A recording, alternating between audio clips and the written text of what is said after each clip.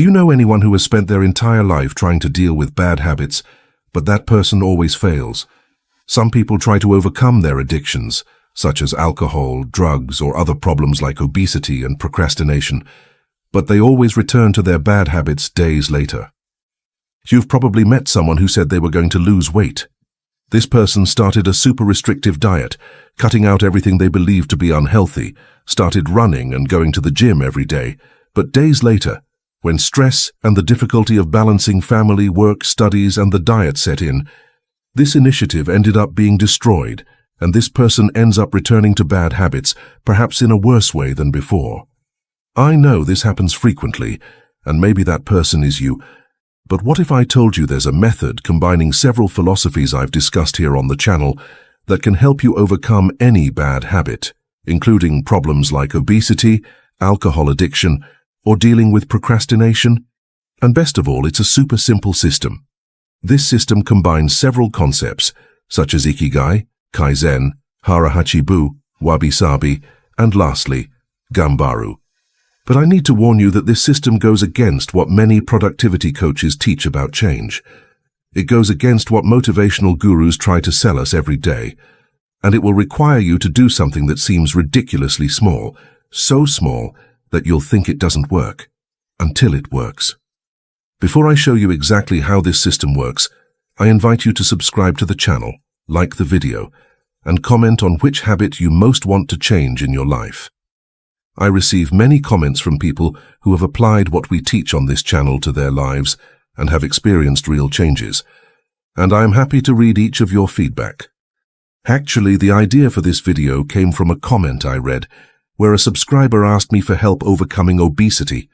So I made this content focusing more on obesity, but what I'm going to teach here can be applied to any area of your life.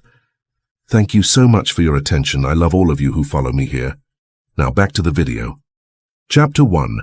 The Day Everything Changed. Today I'm going to tell the story of a man named Christopher. Christopher was 40 years old, weighed 142 kilos, and was dying slowly without realizing it. He wasn't a bad guy. He'd worked as a stock manager in a warehouse for 15 years. He woke up at 5 a.m. and got home at 7 p.m. 2 kids, a wife, bills to pay. The typical lower middle-class guy who supports his family and forgets he has a body. His diet, whatever he had time to eat. Breakfast in the car, lunch at his office desk, dinner watching TV because he was too exhausted to sit at the table with his family. Weekends were pizza, beer, and the couch. He deserved it. After all, he worked harder than a mule. His body began to give the first signs that something was wrong, but he ignored them. Climbing the stairs was exhausting. Tying his shoes became an engineering challenge. He had to sit down, hold his breath, strain his stomach. The children asked to play tag, and he made up excuses. His wife suggested a walk in the park, but he was too tired. But you know what hurt the most? It wasn't the numbers on the scale. It was the look in his 7-year-old daughter's eyes when she stopped asking him to play. She had learned that her father didn't play, and Christopher saw that, felt that, and did nothing. Because he had already tried to change before. 3 times. He went to the gym for 2 months but stopped. He followed a low-carb diet for 3 weeks but gave up. He went for a morning run for 5 days, but stopped that too. He had arrived at that dangerous place where most people die without dying, acceptance of defeat. That's just how I am. I've always been fat. It's my genetics. My metabolism is slow. I don't have time. Until the day your body says, enough. It was a Saturday morning. Christopher was playing in the backyard with his 9-year-old son. No, he wasn't playing. He was sitting in a plastic chair watching the boy play ball alone. The son kicked the ball far away. It landed in the neighbor's flower bed. "Dad, can you get it for me?" Christopher stood up. He walked to the flower bed. He bent down to pick up the ball, and he couldn't get up. Not because he was in pain or injured. He simply didn't have the strength in his legs to lift his own body weight. He lay on all fours on his neighbor's flower bed, sweating, trying to get up, while his 9-year-old son watched silently. The neighbor had to help him get up. This might sound absurd to you watching, but believe me, there are people who go through this kind of situation where they can't perform basic daily tasks. That night, Christopher sat on the edge of the bed and cried. He cried because he was 40 years old and needed help getting up. He cried because his son had seen it. He cried because he realized he was building a memory in that child's mind. My father was weak. His wife entered the room. She didn't say anything. She just hugged him. And then she said, "You need help, Chris, really." On Sunday morning, he called the only friend who had lost weight and kept it off. A guy named Marcus who had lost 30 kilos and looked different, not just thinner, more complete. "Marcus, I need help. Did you go to the doctor? Did you take any medicine? How did you do it?" Marcus paused. "I did go to a doctor, yes, but not the kind of doctor you're thinking of. He didn't give me medicine. He gave me a philosophy." "Philosophy doesn't make me lose weight, Marcus." "Chris, you're wrong," Marcus replied. Chapter 2. The Japanese Doctor. The following Tuesday, Christopher sat in a minimalist consultation room that didn't look like a doctor's office. No anatomy posters, no hospital smell, just a wooden table, 2 chairs, and a huge window overlooking the garden. Dr. Takeshi Yamamoto entered. About 65 years old, thin, erect posture, calm movements. He didn't look like a doctor. He looked more like a monk. "Christopher, tell me what brought you here." Chris told him everything. The weight, the tiredness, the children, the shame, the flower bed. When he finished, he expected to hear about diet, exercise, blood tests. Dr. Yamamoto didn't turn on his computer. He didn't take out any prescriptions. He simply said, "Tell me something. How many times have you tried to lose weight?" 3, 4 maybe. "And how long did each attempt last?" 2 months at most, usually a few weeks. Dr. Yamamoto nodded. "Do you know why it failed?" Christopher started the list that everyone talks about: lack of time, genetics, metabolism. The doctor raised his hand, interrupting. "No. You failed because you tried to win a 40-year war in a 2-month battle. Your body took 40 years to reach this weight. Your mind took 40 years to build these habits. And you think you can undo that in weeks?" Silence. "Christopher, I'm going to make you a proposition. I'm going to ask you to make a change today. A change so small that you'll think I'm kidding you. So small that it will seem pointless. Do you accept?" Chris was desperate. "I'll accept anything." "Great. From today onwards, every day when you wake up, before doing anything else, you're going to drink a glass of water. That's all. A glass of water." Christopher waited the rest. He didn't come. "Just that? A glass of water?"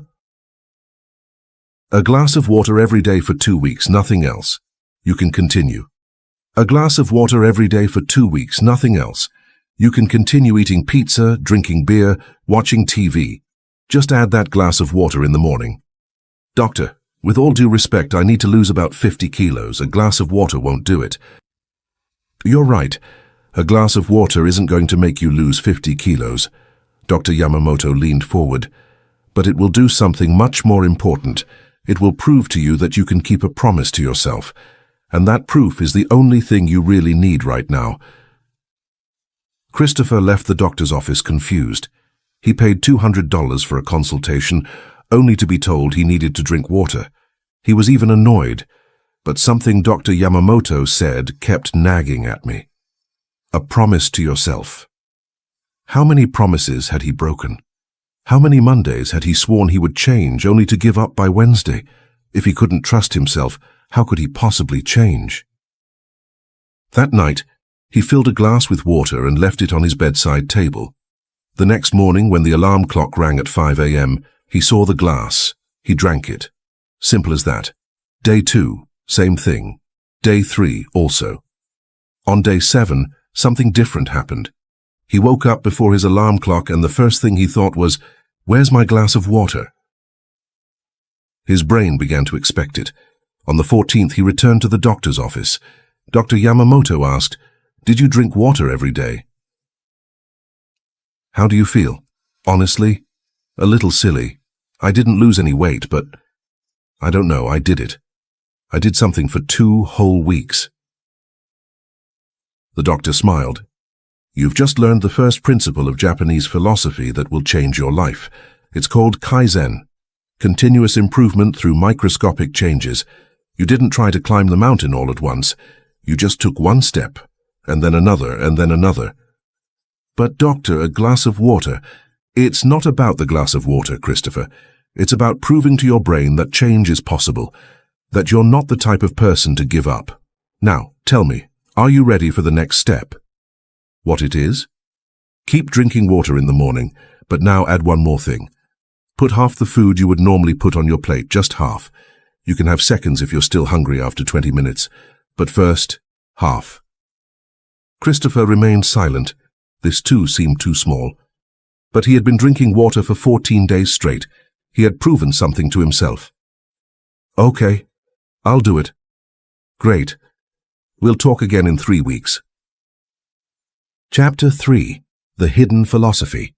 What Dr. Yamamoto didn't explain at that moment, but which Christopher would gradually discover, was that he wasn't just changing habits. He was being introduced to a complete philosophical system that the Japanese have used for centuries. Kaizen was just the gateway. Continuous improvement of 1% per day. The idea that you don't need to be perfect tomorrow, you just need to be 1% better than today. And if you improve 1% per day for a year, you don't improve 365%. You improve 3,778%. It's exponential math. One of the secrets behind introducing these small habits is that they are keystone habits. Angular habits, keystone habits. These are habits that, when implemented, trigger a cascade of positive changes in other areas of your life. They act like a lever or the first domino. By focusing on improving just that core habit, you begin to have small wins that almost automatically facilitate and boost the creation of other good habits. But there were other philosophies at work there that Christopher was not yet aware of. The first week with half the food on his plate was brutal. He would finish eating and just stare at the stove, wanting more. His brain was screaming, "You're still hungry, eat more." But then he remembered Dr. Yamamoto's words. Wait 20 minutes. If you're still hungry, eat more. Do you know how many times in 3 weeks he went back to eat more after 20 minutes? Twice, because his body wasn't hungry. It was just spoiled. Dr. Yamamoto was teaching him about HARA HACHI BU without mentioning the name yet. It's the Okinawan principle of eating until you're 80% full. The idea is that your stomach takes 20 minutes to signal to your brain that it's satisfied. If you fill your plate and eat quickly, you go past that point and only realize it when you have a stomachache. At the next appointment, Christopher had lost 3 kilos. It's not about the weight, Dr. Yamamoto said. It's about the direction. You're going in the right direction. For the first time in 40 years, your body is moving where you want it to go. I feel different, Christopher admitted. Not just lighter. I feel in control. Because you are. Now, the next step. You're going to add movement, but not in the way you're thinking. No, you'll walk from your door to the mailbox and back every day in the morning after your water, before getting in the car for work. Christopher laughed. Doctor, the mailbox is 20 meters from my door. This isn't exercise. It's not about exercise. It's about creating the habit of movement. Your body has forgotten that it was made to move. You're going to remind it gently. 20 meters today. Next week, maybe you'll want to go to the corner. But today, just to the mailbox. Christopher did what the doctor told him to. Water in the morning, half his food. Walk to the mailbox. On the 3rd day of the walk, his 7-year-old daughter saw him leaving. Dad, can I come with you? They walked together to the mailbox. She held his hand. She talked a little about school and her best friend, things she never told him because her father was always too tired to talk. When they returned, she asked, "Can we do this every day?" The following week, Christopher started going to the corner store, not because the doctor told him to, because his daughter wanted him to. And for the first time in years, he succeeded. Without shortness of breath, without back pain, he could do it. By the end of the 2nd month, he had lost 8 kilos. But the real change wasn't on the scale. It was in the mirror. Not in the body he saw, but in his eyes. There was a light there that hadn't been there before. During the consultation, Dr. Yamamoto asked, "Christopher, tell me something. Why are you doing all this?" To lose weight? No. Why are you really doing this? What is the underlying reason? Christopher thought. For the first time he really thought. I want to see my children grow up. I want to walk my daughter down the aisle someday. I want to have quality time with my wife. I want to feel worthy of myself. Dr. Yamamoto nodded. That's your Ikigai, your reason for living. The Japanese believe that everyone has an Ikigai, a purpose. Your Ikigai isn't about losing weight. It's about being present for your family. Weight is just the obstacle between you and your purpose. That changed everything. Because now when Christopher didn't want to wake up early, he didn't think about water or dieting. He thought about his daughter holding his hand. When he wanted to fill his plate, he didn't think about calories. He thought about walking her down the aisle. Purpose is not motivation. Motivation fades. Purpose is fuel that never runs out. Chapter 4. The First Fall. 3 months later, Christopher had lost 14 kilos. His clothes started to feel loose. Co-workers asked what he was doing. Just a few minor adjustments, he replied. But then came Thanksgiving Day. You know how it is. A table full of food, turkey, mashed potatoes, pumpkin pie, pecan pie. The whole family gathered, everyone serving enormous plates, and Christopher tried to fit half of it on his plate. His mother asked, "Is that all? Are you sick?" The brother-in-law, "Dude, it's Thanksgiving. Forget the diet for a day." Social pressure is a silent killer of change. Everyone wants you to go back to being who you were because your transformation makes them uncomfortable about who they are. Christopher gave in. He filled his plate. He ate until he couldn't eat anymore. He felt that horrible sensation of being too full, of having failed.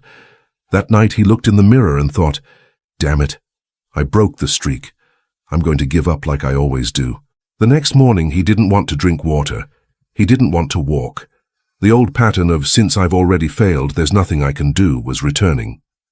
But then he remembered something Dr. Yamamoto had said that he hadn't understood at the time. You will fail. And when that happens, you will find out if you have truly changed. He picked up his cell phone and texted the doctor.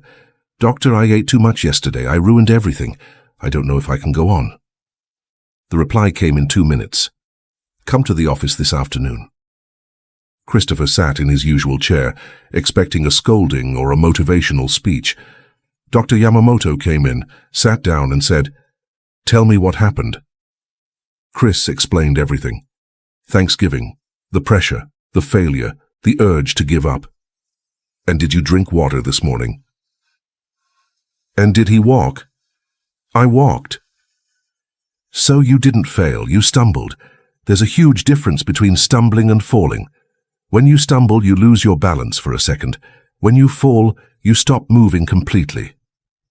The doctor leaned forward. "Christopher, I'm going to teach you about WABI-SABI now.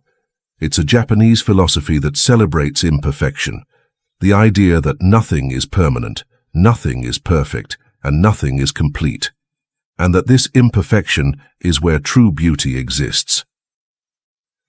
"I ate too much one day, so what? That doesn't erase 14 kilos lost.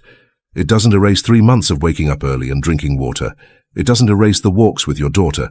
One imperfect day doesn't destroy a perfect journey." Christopher felt something breaking inside him. Not him breaking, the expectation of perfection shattering. But what if I overeat again? You will, multiple times, and every time it happens you will wake up the next day and drink water, because practice isn't about never failing. It's about always returning. That changed everything for Christopher, because for the first time in his life, he wasn't trying to be perfect. He was trying to be consistent. And consistency accepts imperfection. Perfection rejects reality. "Now," Dr. Yamamoto continued, "I'm going to teach you about GAMBARU, perseverance, the ability to endure even when it's difficult. You showed GAMBARU today. You overate yesterday. You didn't want to continue today, but you drank water and walked anyway. That's GAMBARU. Enduring discomfort because you know it's temporary." In the following months, Christopher relapsed several times. At Christmas, he overate. On his son's birthday, he ate too much cake. On a stressful weekend, he went back to pizza and beer. But every time he stumbled, he returned. Water in the morning, half on the plate. Walk. And something happened. The falls started to become smaller, less frequent, because each time he returned, his brain learned, we don't give up anymore. We just keep going. By the 6th month, he had lost 23 kilos. But the real transformation wasn't in the weight. It was the moment he went downstairs to play Lego with his son, and then got up on his own. Effortlessly, without thinking. It was the night his wife suggested a walk after dinner, and he said yes without hesitation. It was Saturday when his daughter asked to play tag, and he chased her around the yard, laughing, sweating, and full of life. The wife watched from the kitchen window and smiled, because the man she had married was returning, not his body, his essence. Chapter 5. The question that changes everything. By the 9th month, Christopher had lost 35 kilos. He wasn't just walking to the corner anymore. He was walking 30 minutes every day. He was no longer putting half on his plate out of discipline. He was doing it because his body no longer wanted that much. But something deeper had changed. He had become a different person. During that month's consultation, Dr. Yamamoto asked, "Christopher, when was the last time you thought about giving up?" Chris paused. When was it? Last week? Last month? He couldn't remember. "I don't know, it's been a while." "You know why? Because you stopped trying to change and started living differently. It's no longer about effort, it's about identity. You're no longer a fat guy trying to lose weight. You're a guy who takes care of himself.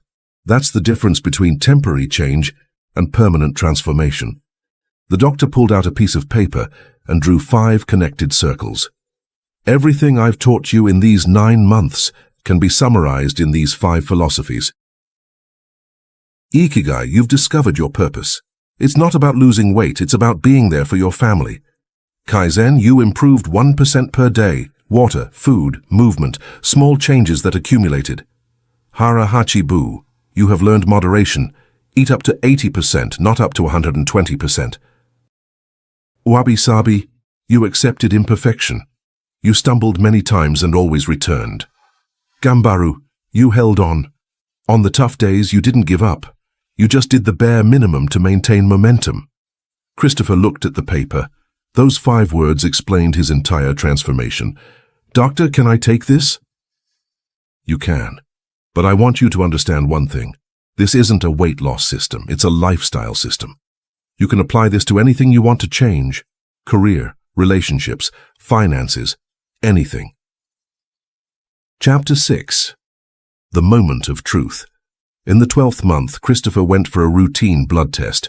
He hadn't had one in years because he was afraid of what he would find out. The doctor at the health center came in with the results and stared at the paper with a confused look.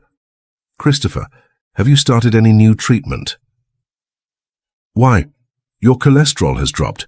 Your blood pressure is normal for the first time in years. Your blood sugar is very good. What are you doing?" Christopher laughed. "Drinking water in the morning." The doctor didn't get the joke, but Chris did, because it hadn't happened because of the water. It had happened because of 365 days of making small, better choices. A glass of water doesn't change your cholesterol, but 365 glasses of water, plus 365 plates with half the food, plus 365 walks. A completely different body. He went home that day, took off his shirt, and stood in front of the mirror. For the first time in 20 years, he looked at his own body without shame. He didn't have a six-pack. He still had loose skin in some places. He still had about 15 kilos to lose to reach his ideal weight. But do you know what he saw? He saw a man who had kept a promise to himself, every day, for an entire year. By the 18th month, Christopher had lost 52 kilos. He weighed 90 kilos. He wasn't the thinnest man in the world, but he was healthy, strong, present. His daughter turned 9. They had a party in the park. The children were running around playing tag, and for the first time Christopher ran after them. One of the parents at the party asked, "Dude, how did you lose all that weight?" Christopher considered talking about Japanese philosophies, about Kaizen, Ikigai, HARA HACHI BU, but he decided not to complicate things. One step at a time. Literally. That night, after the party, he was lying in bed with his wife. She said, "Do you know what I love most about your transformation?" "What?" "It's not that you lost weight. It's that you came back. The man I married. The father our children deserve. You were here physically, but you weren't present. Now you are." Christopher held her hand. "I almost gave up so many times." But he didn't give up. "No, I haven't given up." A Stanford University researcher studying habit formation discovered that most changes fail not because people are weak, but because they try to change too quickly. The human brain is programmed to resist drastic changes because it interprets them as a threat. But when you introduce microscopic changes, less than a 1% difference per day, the brain doesn't trigger the resistance alarms. You essentially hack your own nervous system. Another study on longevity in Okinawa revealed the populations that live the longest in the world do not follow radical diets. They follow simple principles: moderation in eating, constant movement, a clear purpose in life, acceptance of imperfection, and perseverance in the face of difficulties. These 5 characteristics appear consistently in all blue zones of the world. A neuroscientist at the University of London who studies self-discipline explains, willpower is a limited resource. It depletes throughout the day. But when you transform behaviors into identity, when you stop trying to do and start being someone who does, you no longer need willpower. The behavior becomes automatic because it's part of who you are. But here's the part nobody tells you about real transformation. Christopher didn't stop at losing 52 kilos, because the system he learned wasn't about losing weight. It was about building a life. In his second year, he applied Kaizen to his career. 1 small improvement per day at work. He was promoted to regional manager because he started applying the same principles. In their third year, he applied Ikigai to the relationship. He discovered that his purpose with his wife wasn't just being married. It was to build a partnership where they both grew together. They started taking nighttime walks together, having real conversations, planning for the future. Their daughter is 12 years old now. The other day she said, "Dad, do you remember when you couldn't play with me?" "I remember. Me too. But you know what I remember most? The day you started walking with me to the mailbox. That's when I knew you were going to be okay." Christopher realized at that moment that his transformation hadn't been just his. It had been the whole family's. Because when you change, you give permission for everyone around you to change too. His son, who is now 14, started waking up early to exercise, without anyone telling him to, because he saw his father doing it. His wife started meditating, because she saw that change was possible. Transformation is not contagious. It is permissive. It grants permission. Chapter 7. The Complete System.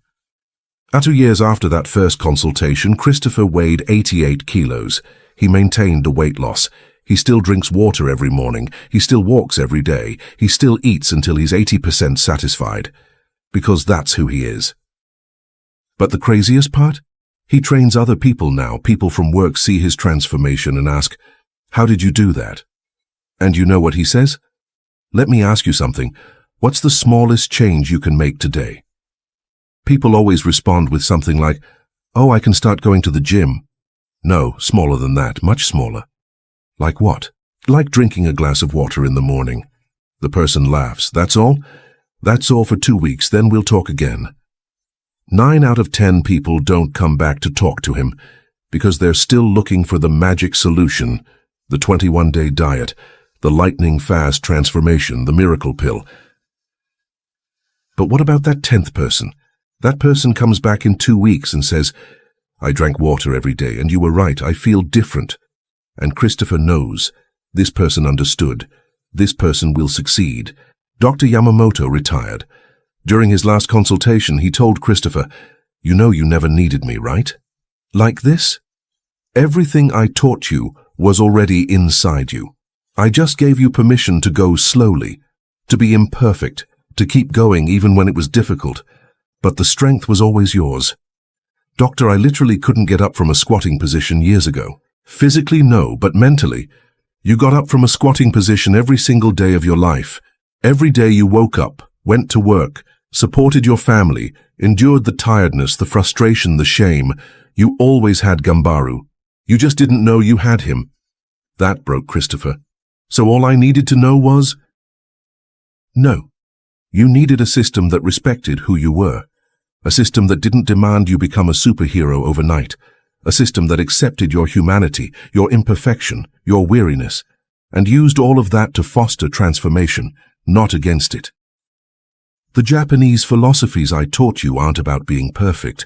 They're about being human, and continuing to be human, every day, without stopping. Christopher embraced Dr. Yamamoto that day with a feeling of immense gratitude. Because that man hadn't saved his life, he had given it back to him. Chapter 8. The Legacy. There's a photo on Christopher's living room wall. He weighs 142 kilos, sitting in a plastic chair in the backyard, watching his children play. Not participating, just watching. And next to that photo, there's another one. Him weighing 88 kilos on the floor, playing Lego with his son, his daughter jumping on his back laughing. His wife took that second photo without him knowing, and when he saw it he asked, "Why did you take that picture?" She replied, "Because this is the moment I've been waiting for 10 years, the moment you came back." But do you know what the most important part of this whole story is? It's not that Christopher lost 52 kilos. It's not that he reversed type 2 diabetes. It's not that he got a promotion at work. His daughter, who is now 12 years old, recently told her friend at school, "My father is the most disciplined person I know." Because she grew up watching him drink water every day, watching him walk every day, watching him stumble, fall, get up, and keep going. She grew up seeing that transformation isn't about motivation, it's about identity. And when she's 20, 30, 40 and life gets tough, she'll remember. She'll remember that her father proved that change is possible, one small choice at a time, one day at a time, forever. This is the real legacy, not the transformed body, but the living proof that you can be who you want to be. You just need the patience to build that person one brick at a time. Now let me ask you something. You've made it this far in the video. That means you're looking for something. Maybe it's losing weight like Christopher. Maybe it's another addiction. Maybe it's just the feeling that you're not living the life you should be living. You might be thinking, "This doesn't work for me. My situation is different, more difficult, more complicated." You're right. Your situation is different, but the system is the same. Because no matter what your addiction is, your bad habit, or the life you want to change, the problem is never a lack of information. You know you need to eat better. You know you need to exercise. You know you need to sleep more, drink less alcohol, and be more present. You know all of this. The problem isn't knowing, it's doing. And you can't do it because you're trying to do everything at once. You're trying to become a different person tomorrow. You're trying to win a 20-year war in a 21-day battle. And every time you try, you fail. And every time you fail, you prove to yourself that you can't do it. And then it becomes your identity. I am a person who can't do it. I am a person without discipline. I am a weak person. But you're not. You're just using the wrong system. The system I presented here isn't about rapid change. It's about permanent change. You don't need 30 days of transformation. You need 30 years of consistency. And consistency only happens when it's simple enough to sustain us through the bad days. So let me give you the same challenge that Dr. Yamamoto gave to Christopher. Choose one change, the smallest one possible. So small that you'll feel like an idiot doing it. So small that it seems like it won't make any difference at all. A glass of water in the morning, 5 push-ups before bed, 1 minute of meditation, a page from a book, anything. But it has to be so small that you can't use an excuse not to do it. And do this for 2 weeks. Don't try to add anything else. Don't try to speed things up. Just do this one small thing every single day for 14 days. And when you get to day 14, you will have proven something to yourself. Not that you can lose weight or quit smoking or change your life, but that you can keep a promise to yourself. And that proof is the only thing you really need. Because when you know you can keep a small promise, you know you can keep any promise. Then you add another small change, and then another, and before you know it, you're a different person. Not because you tried to change, but because you built a new identity, one microscopic choice at a time. Christopher took a few years. Maybe it will take you 3, it doesn't matter, because time will pass anyway. The question is, in 5 years, will you be in the same place looking in the mirror with shame? Or will you be looking in the mirror and seeing someone who fulfilled every promise they made to themselves? Ikigai gives you purpose. Kaizen gives you method. HARA HACHI BU gives you moderation. WABI-SABI gives you compassion. GAMBARU gives you strength. You don't need them all at once. You just need to start with one thing, today. And when you stumble, because you will, you don't give up. You just get back up. Because practice isn't about never falling. It's about always getting back up. If you enjoyed this content, if it helped you in any way, I invite you to comment below what the smallest change you're going to make starting today is. Don't tell me your complete transformation plan. Just tell me the first thing, the smallest one, the one you're going to do tomorrow morning. Because when you write it publicly, you've just made your statement. You've turned an idea into a commitment. And public commitment is where change begins. I'll make an effort to read every comment. And in 2 weeks, I'll come back here to see who followed through, who drank the water, who did the push-ups, who took the first microscopic step towards becoming the person they want to be. You don't need to be perfect. You just need to start. If you've watched this far, thank you so much for your attention and your time. This means you are truly committed to your transformation. See you in the next video.